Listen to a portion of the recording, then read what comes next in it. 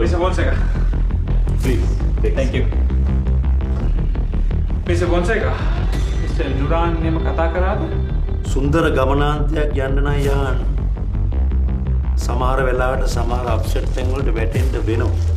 ඔයා හෑන්ඩ් එකෙන්ම අරගෙන වර්ක් එකට බහලා නේ. මද්යපාන සංගමයෙන් කීප දෙනෙක් කනගාගෙන හරි සුද්ධ කරයි කියමුකෝ.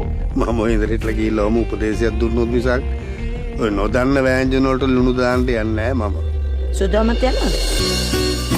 පාට කුරුල්ලෝ අද රාත්‍රී 8ට. ඩඩා මට සමාවෙලා මේ ඔෆිස් එකට ඩඩාම බාර ගන්න. මං UK යන්නම්. මට තවත් මේ ප්‍රෙෂර් එක ගන්න බෑ ඩඩා. අනේ I'm very sorry. මං නිසයි මේ හැමදේම උනේ. Calin Teen Soap with Veniwell.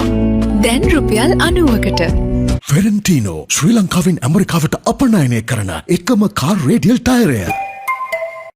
මෙඩෝලි සෑම මොහොතක්ම රසවත් කරයි. කැමතිම විදිහකට ඕනෑම වෙලාවක මේ ෆෝචුන් සොයි. ඩඩා ඕම් වාඩි වෙන්න.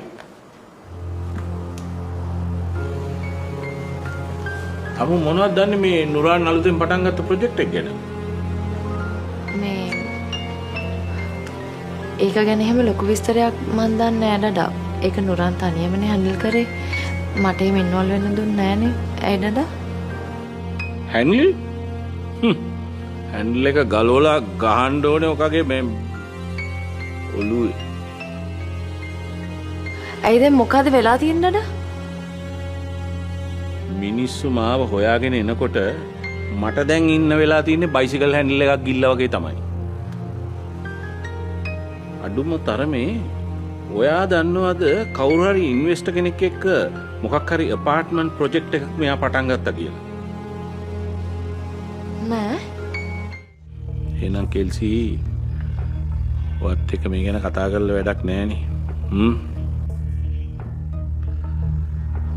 මේ ඔය නුරාන්ගේ නම්බර්ස් කීපයක් තිබුණා නේද?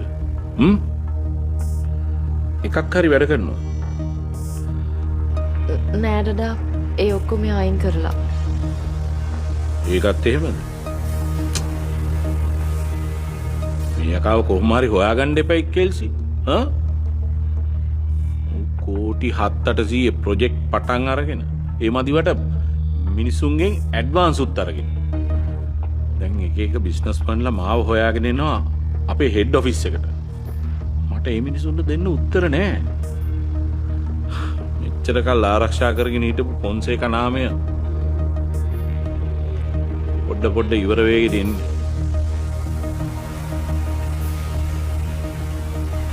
අනේ ඩඩා මට සමාවෙලා මේ ඔෆිස් එකට ඩඩාම බාර ගන්න. මං UK යන්නම්. මට තවත් මේ ප්‍රෙෂර් එක ගන්න බෑ ඩඩා. අනේ I'm very sorry. මං නිසයි මේ හැමදේම උනේ. කෙල්සි නෑ ඔයා කොහෙවත් යන්න ඕනේ නෑ. ඒ ප්‍රෙෂර් එක මම ගන්නවා. ඔයා කම්පැනි එක දියුණු කරනවා කියන ටාගට් එක විතරක් ගන්නකො. ඊටු ටික මම බලා ගන්නවා. අනිත් එක මේ වෙච්ච දේවල් වලට ඔයාට විතරක් බ්ලේම් කරලා හරියන්නේ නෑ. මම ගන්නවා ඒ බ්ලේම් එක. මට එහෙම ලේසියෙන් මේක අත්හරින්න බෑ. විශේෂයෙන්ම අපේ ෆොන්සේකා ගෲප් එක. ඒකට වැටෙන්න දෙන්න බෑ. ආන්න ඒක මතක තියාගෙන අපි ඔක්කොම වැඩ කරමු.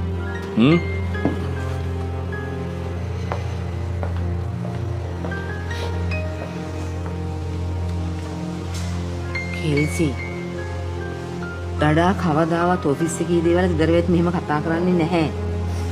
ඒ කියන්නේ මෙතන මොකක් හරි ලොකු ප්‍රශ්නයක් තියෙනවා. ඩඩා ගැන මට බයයි කෙල්සි.